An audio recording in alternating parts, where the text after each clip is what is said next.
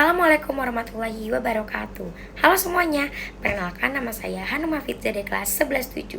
Hari ini saya akan ngebahas salah satu sejarah perjuangan yang paling epik dan bermakna di Indonesia, yaitu perlawanan rakyat Maluku terhadap penjajahan bangsa Belanda. Tanpa berlama-lama lagi, langsung aja yuk kita bahas kisah selengkapnya. Jadi, semua gerakan perlawanan besar ini bermula karena rakyat Maluku sudah merasa sangat tersiksa akibat kebijakan kolonial Belanda yang terjadi pada tahun 1816. Bayangin aja deh, mereka dipaksa untuk tunduk pada aturan monopoli rempah-rempah yang harganya ditekan semurah-murahnya, harus mengikuti pelayaran hongi yang penuh kekerasan, serta pemusnahan kebun warga.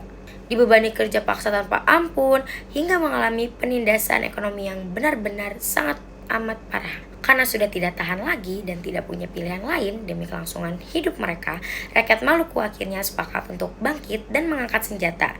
Gerakan perlawanan ini juga dipimpin langsung oleh sosok yang sangat amat gagah, yaitu Thomas Matulisi atau yang lebih kita kenal sebagai Kapitan Patimura. Dan Patimura juga tidak sendirian, perjuangan hebat ini juga ditemani oleh para pejuang tangguh lainnya, termasuk seorang pahlawan wanita muda yang sangat pemberani yang bernama Christina Martha Tiahahu.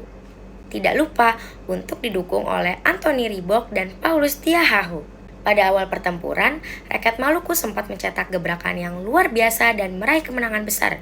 Tepatnya pada tanggal 16 Mei 1817, pasukan rakyat juga berhasil untuk menyerbu dan merebut benteng Dorstede di Saparua. Bahkan, pemimpin Belanda di situ yang bernama Residen van den Berg berhasil untuk ditumbangkan. Saja, pihak Belanda langsung panik dan tidak tinggal diam.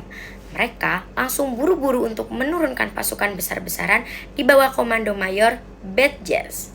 Namun sayangnya, mayor tersebut tewas juga di tangan para pejuang kita dalam pertempuran sengit di Saparua. Menghadapi pasukan Belanda yang datang bergelombang dengan persenjataan yang jauh lebih modern dan lengkap, pasukan rakyat Maluku juga tidak lantas ciut nyali.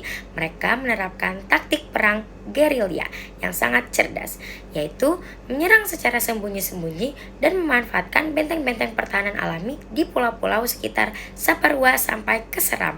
Namun, sangat disayangkan, di tengah jalan perlawanan hebat ini mulai goyah. Kenapa ya? Belanda mulai memainkan trik kotor khas mereka, yaitu politik adu domba. Dan strategi licik ini tuh berhasil memecah belah dan membuat beberapa pihak akhirnya berkhianat dari dalam barisan rakyat sendiri.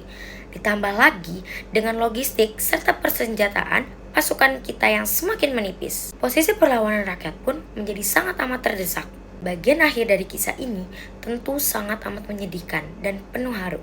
Kapitan Patimura beserta kawan-kawan setianya akhirnya berhasil ditangkap setelah terjadi pengkhianatan di benteng New Victoria, Ambon. Perjuangan mereka juga harus ditutup dengan takdir yang tragis ketika Kapitan Patimura bersama Anthony Ribok dan rekan-rekan lainnya dijatuhi hukuman gantung di kota Ambon pada tanggal 16 Desember 1817. Tidak hanya itu, pahlawan muda kita Christina Martha Tiahahu juga tertangkap dan akhirnya wafat dalam perjalanan saat hendak diasingkan ke Pulau Buru. Walaupun pada akhirnya perlawanan ini berhasil dipadamkan oleh pihak Belanda. Satu hal yang harus kita tahu, Perang Patimura ini membuktikan bahwa semangat cinta tanah air dan keberanian rakyat Maluku dalam menolak segala bentuk penjajahan tidak akan pernah bisa dipadamkan. Semangat, jasa, serta pengorbanan mereka inilah yang patut untuk terus kita teladani hingga hari ini. Sekian yang bisa saya sampaikan, kurang lebihnya mohon maaf. Wassalamualaikum warahmatullahi wabarakatuh.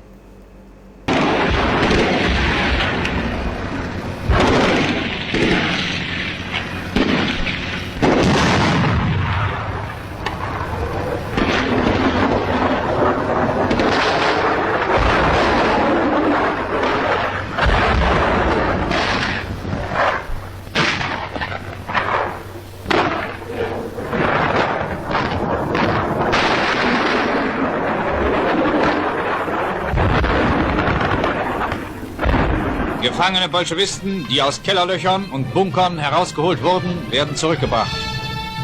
Die blutigen Verluste des Feindes sind ungleich viel höher als die Zahl der Gefangenen.